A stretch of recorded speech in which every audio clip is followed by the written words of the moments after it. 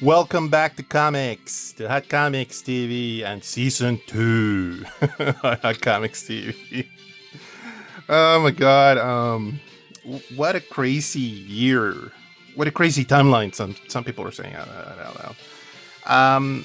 Thank you all for watching. I can only appreciate, I can only say thank you and appreciate all the effort that a lot of people have been sending me messages and watching and all of that other good stuff. So thank you once again. And also, it's taking this long.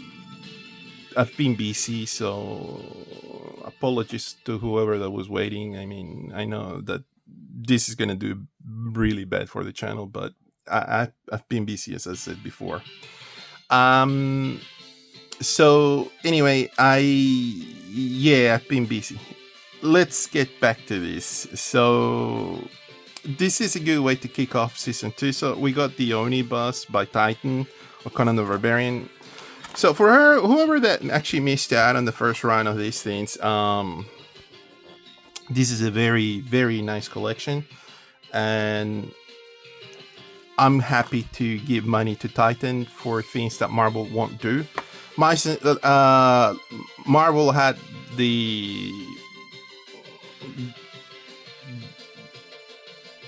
they went about things and said that they didn't want to spend more money on the license of Conan, on the property of Conan. But I think it could be other reasons. I mean, Marvel, oh my god, the decisions that they make in that place nowadays is just silly. So this is a one-to-one sort of to the Marvel Omnibus. Apparently we're missing a few pages, like maybe 10 or something. I'm not too sure what the differences are. I never was able to get the run of these books, mainly because of the fact that it was I didn't pay attention to it when it first came out. So this is a delight. So this was bearing the name of what do you call Marvel Comics here, and then instead we got Titan, the heroic signatures sort of thing. But the entire layout and design and the graphic design of this cover is the same. They've got the Barry Windsor-Smith alternative cover of this with what do you call it? Conan. Let me show you something. This is the Titan. This is the Marvel Epic Collection, which they're the soft trade paperbacks. These are pretty cool because they're a bit more compact, as you can sort of see. You have more real estate with the Omnibus. That was the cover, like the other cover that I saw from Conan the Barbarian, the Epic Collection line. And I opted to go with the Sonja the Red Sonja, the Red Sonja the Red. What am I saying? Red Sonja's what do you call it? Cover instead. That's a good color comparison that we've got there. Heavy digital weather on this. It's a little bit more fragmented, as you can sort of see. They haven't rendered the entire eye. It's supposed to be some sort of resembling some sort of shadow and light. Anyway, this is nice, but it looks a little too modern. I don't know. To the purists out there, they're gonna be upset. Anyway, let's get into it. So Conan the Barbarian is the character creation by Robert E. Howard, his flag character. Robert Ervin Howard was born, I think, in 1906 or something, and then these books came out in the 30s, like 1934, 1932. I don't know. I can't remember, and I should have looked that up before I started talking, but I didn't. And Conan the Barbarian came out on Strange Tales, and a lot of those stories got reprinted in the 60s, and I had a big revival in the 60s. And people like Frank Frazetta came in and contributed to the artwork of these covers, and these trade paperbacks got a lot of traction, a lot of fandom, and almost 10 years to the trade paperbacks, Marvel came in and licensed these, and they got Roy Thomas to sort of do the adaptations and writing. He was kind of like writing a lot of these, running from a long period of time, from like 1970, whatever it was, to all the way to what do you call it, to the 90s. I remember seeing Conan the Barbarian in the way into like early 90s. So they had a massive run. There's a lot of books. Let's just say that. So if you're going to go into this sort of purchasing run, you are going to be buying a lot of this if this is your jam, the sword and sorcery sort of stuff. Now let's just take a look at what they've done here. So they're doing what you call a SERPs here for the inner liner of the book. They got matte lamination on the front cover, which is really nice. And they got this shield thing with splatter coffee or blood, whatever you want to think of what that is. So they got what do you call it? A nice sort of printing to the book. Let's take a look, and obviously the inner liner, the printed SERPs from the what do you call it? The panels. So Barry Windsor-Smith. Now, let me rant. I'm not the biggest fan of his work, mainly because of the fact that I don't know. Maybe the inking. I don't know. A lot of people love Weapon X. They love this. I would have chosen John Buscema for the art, but apparently John Buscema was way too expensive for them to hire him to do the comics, and John Buscema was not one of those guys that loved to do what do you call it, the superhero stuff, even though that he loved this, and also kind of like the adventurement type of ideology.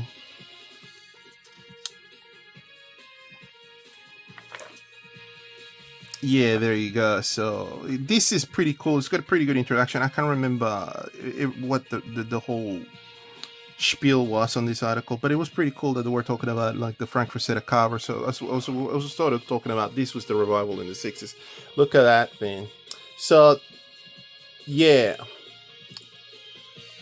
So you can sort of imagine that the sword and sorcery sort of adventure books were pretty, what do you call it, popular back in the 60s. And then in the mid 60s or whatever it might have been. And then in the 70s, Marvel ended up licensing the character, and here we are.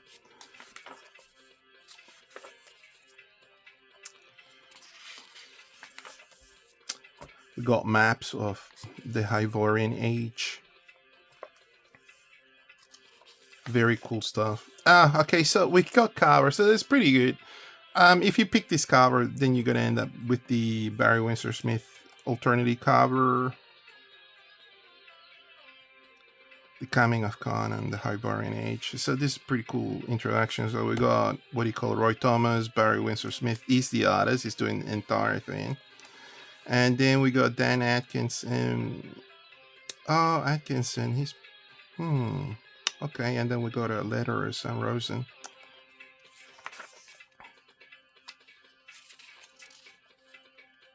Yeah, the flat colors.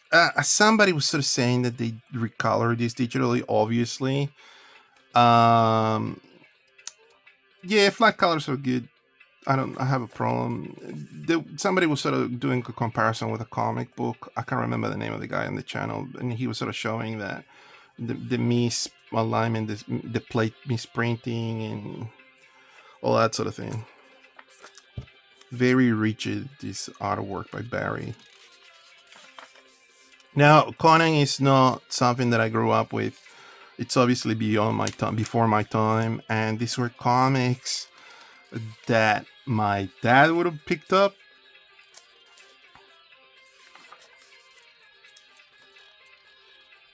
That's a very Marvel panel, quite unreal. So it's sad to see that Marvel's not printing any more comics dedicated to Conan the Barbarian, but that's the way that they've gone. Maybe because of toxic masculinity. That's cool. What a cool cover.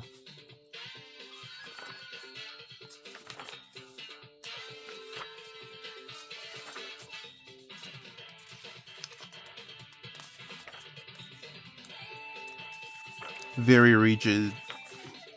But you know what? They're comics, and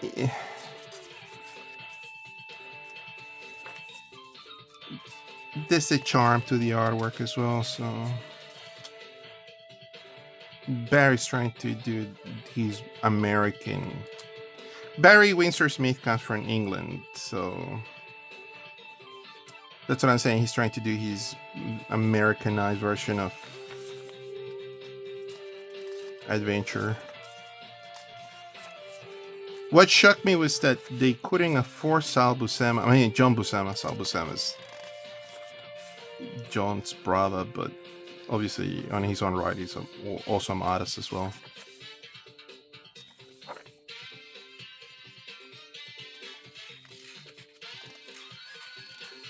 Is he still doing the entire thing? Yeah. Oh, Sal Buscema is inking. Okay, so Sal's already there. Sal must have been very young.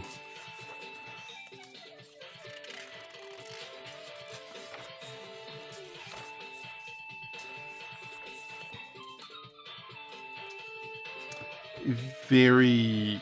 Okay, I was about to say very Cthulhu-like sort of character.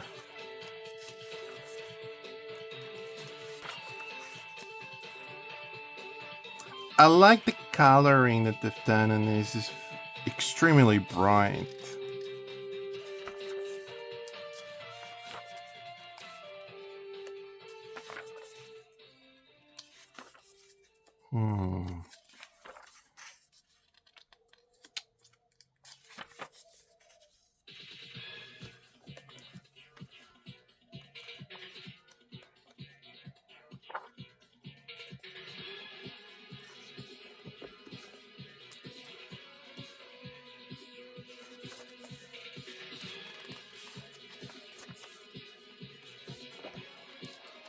I read this on a rush. Like, however, like a year, 2 years ago, whenever I got this. But the story that stuck with me was the one with Elric. Because you gotta understand one thing, that if you're sort of saying that you want to jump onto the Conan the Barbarian adventures, almost every book, every 30 pages, it's one adventure. And then you don't need to read what happened in the previous issue. Because it's not one big arc like what they do now, that they make you buy like the whole thing. You got like encapsulated story that would mention the things that happened in the previous, but you'll get an adventure. You'll get your fix. You'll get your adventure in one volume. That's why this is a lot of fun. So okay. So I left it marked. Elric. So Elric is by the character created by Michael Moorcock, and Elric is kind of like the polar opposite of what Conan the Barbarian is. Conan the Barbarian is like this hulking kind of character, adventure, fights the good fight, rescues the girl, gets the girl, kisses her, and goes to sleep with her.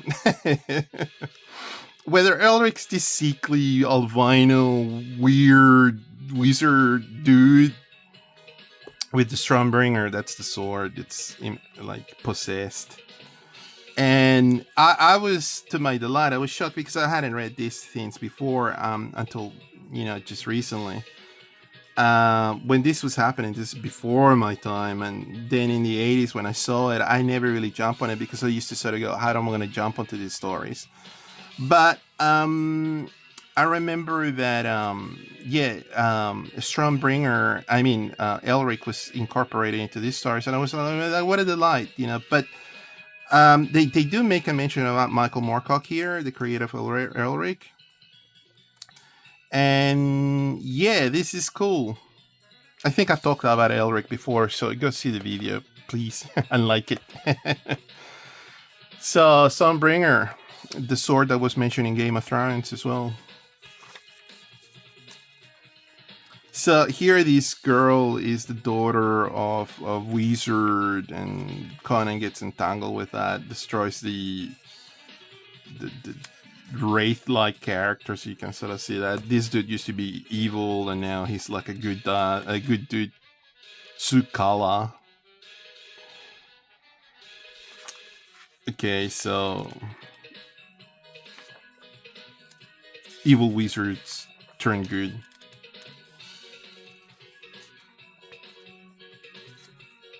Yeah, so that's Elric, the sickly albino. And they kind of have a little bit of a sword exchange, but then they go, oh, you're a good guy. You know, typical comic book plot. They fight a little bit, and then they sort of realize they're both good guys, and then they take the good fight. Your name was Elric. So Conan also does not take prisoners. He's kind of like cut throat sort of type of character. Loner warrior, extreme hero sort of thing. Misunderstood. This is like when I started reading about this, I went like, oh, that's so cool. Awesome stuff. And apparently a lot of the panels that had a little bit of innuendos and stuff, and also fully fleshed female figures and all that sort of thing to be considered nudity, like by the restrictions of the comic book code. That was restrained on the comic book. Let me zoom in. Sorry, I should have done this before. Get more real estate on this. So this is cool. All these stories, like I think these were like the special event one stories. It dragged a couple of episodes. You had to buy like maybe 4 comics in a row, and then you got the story. See, the story finishes there, and it's got a quite. I spoiled this. That's 40 years old, a 40-year-old story. I spoiled it for everybody.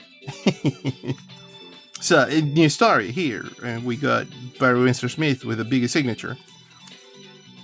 Okay, what do we got in this one? I can't remember this snow story. Is this the Snow Queen thing? Oh yeah, so this is one of the panels that got nerfed because of the code of comics,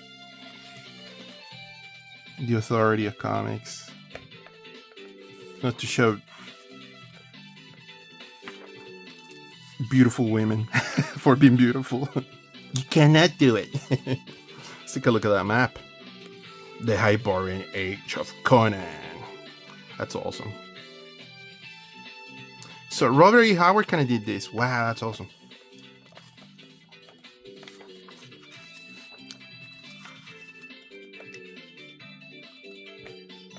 Oh, Gil Kane's doing stories in this, doing the artwork. That's awesome. So Noto, the whole, like, Barry must have had at least 20 volumes of Conan, and then they started getting new people. I mean, this would be like a monstrous task to, mammoth task to be drawing, for a monthly basis. Yeah.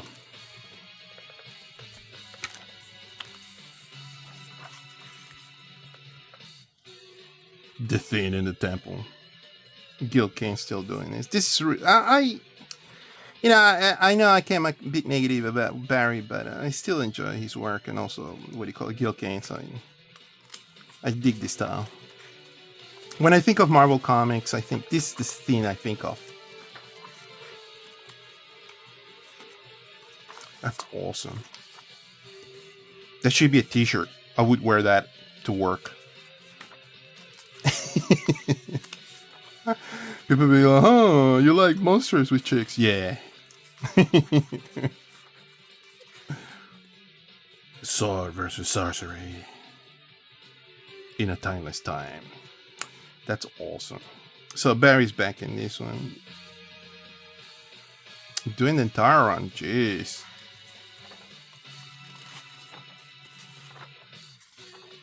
Barry had a pretty big book just recently being printed. It was a monster. Can't really remember.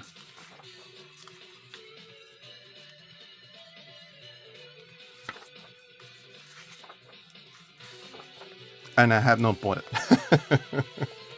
Apparently it was supposed to be some sort of...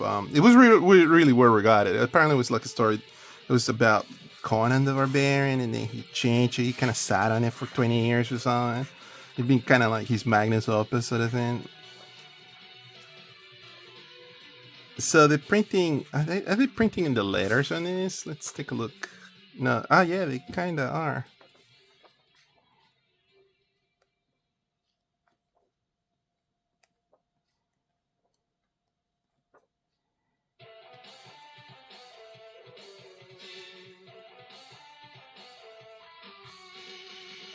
That's awesome. The color separation did the cover. That's pretty cool.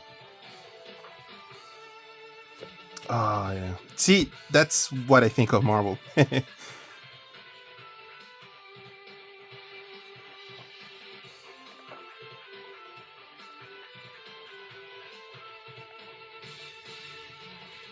All right. Oh, this is what we came here for. I should skip to this. Okay, so that's the introduction of Red Sonja. A lot of dudes love this. Back in the day. Let's take a look. Just want to do a comic book comparison.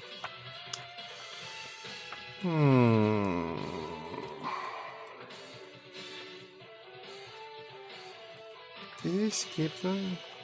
No, it should be here. Oh, here we go.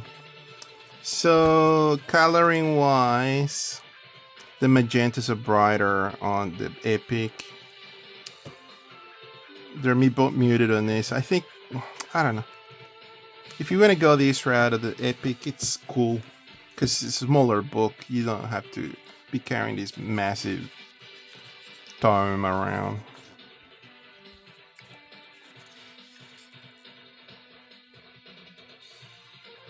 Yeah, Barry's saying full gear on this. This is awesome. What he's doing is in this.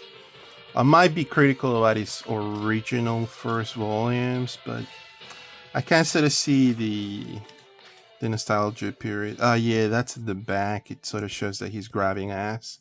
Whether in this he's just putting his hands up. I think somebody at the editorial made an adjustment to that panel.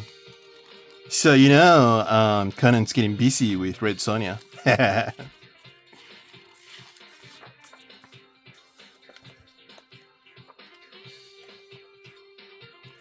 Every panel, my goodness, Barry. Far out. Look at this. And I was giving him shade for this, for his work. Very detailed. Wow. That's a money shot.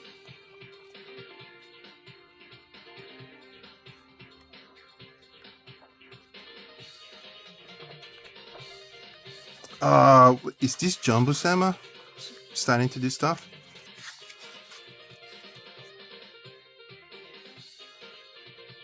Gil Kane does the cover, and the inside is John Buscema. We saw. Wow. Can only imagine your older brother yelling at you. You misread. You miss. No, do it again.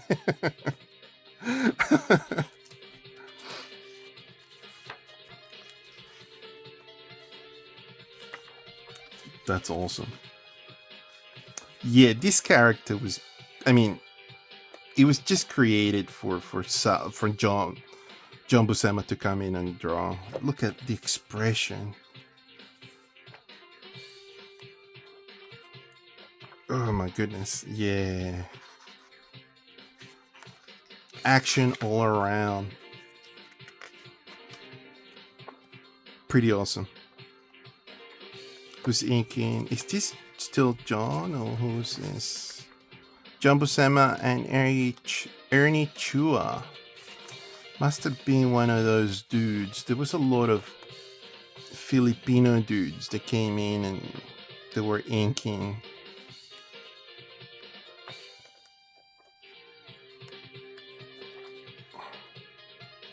Yeah, I got Raven. We gotta talk about Raven one day. Savage Tales, that's awesome. Who did that cover? John Buscema painted that. What? Let's take a look.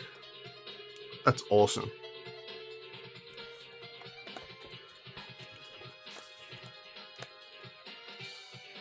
Okay. Oh wow! So they included some of the original. They reprinted some of the original stuff. That's pretty gnarly.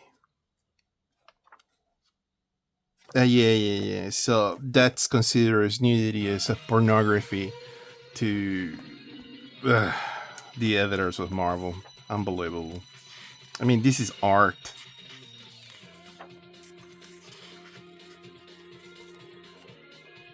This is awesome.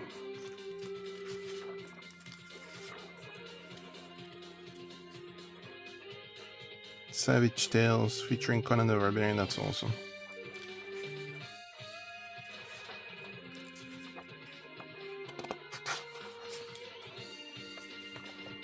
Yeah, this is an awesome collection. I mean, if Conan the Barbarian is your jam, jump on it. Oh my goodness. So much. Is that John? I know that's good old Stan.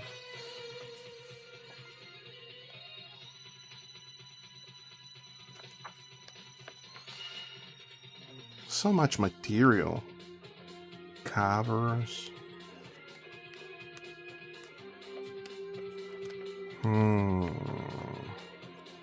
Very nice.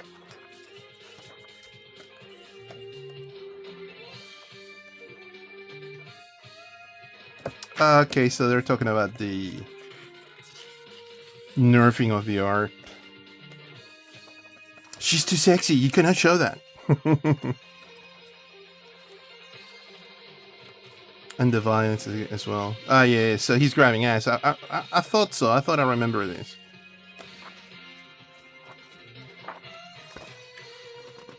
Conan grabbing ass.